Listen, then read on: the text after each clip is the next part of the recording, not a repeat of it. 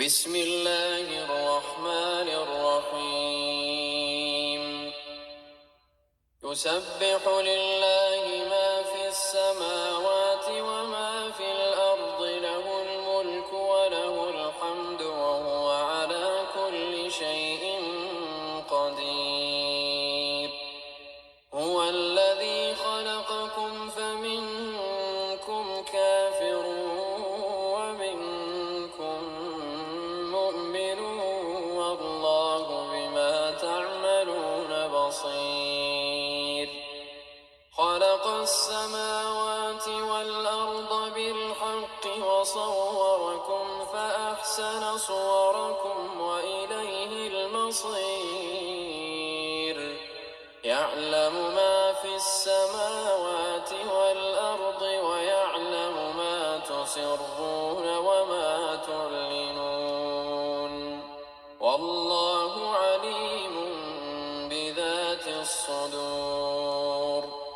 ألم يأتكم نبأ الذين كفروا من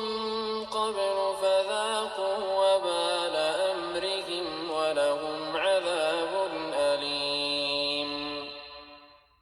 ذلك بأنه كانت تأتيهم رسلهم بالبينات فقالوا أبشر يهدوننا فكفروا وتولوا واستغنى الله والله غني حميد زعم الذين كفروا أن لن يبعثوا قل بلى وربي لتبعثن ثم لتنبؤن بما عملتم وذلك على الله يسير فآمنوا بالله ورسوله والنور الذي أنزلنا والله بما تعملون خبير يوم يجمعكم ليوم الجمع ذلك يوم التغابن ومن يؤمن بالله ويعمل صالحا يكفر عنه سيئاته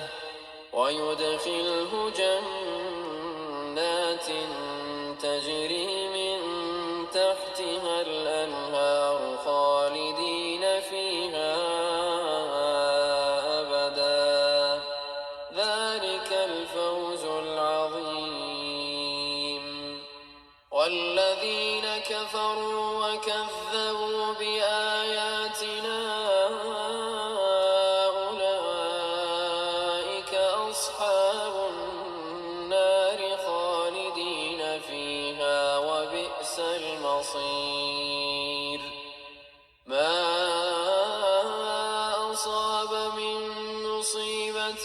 إلا بإذن الله ومن يؤمن بالله يهد قلبه والله بكل شيء عليم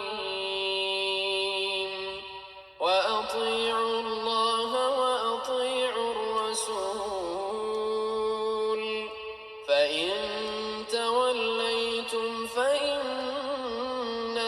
على رسولنا البلاغ المبين الله لا إله إلا هو وعلى الله فليتوكل المؤمنون يا أيها الذين آمنوا إن من أزواجكم وأولادكم عدوا لكم فاحذروهم وإن تعفوا وتصفحوا وتغفروا فإن الله غفور رحيم إنما أموالكم وأولادكم فتنة حسنة والله عنده أجر عظيم.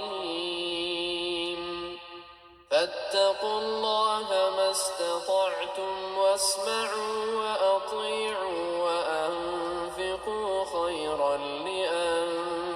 لأنفسكم ومن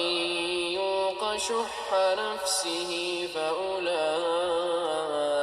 هم المفلحون. إن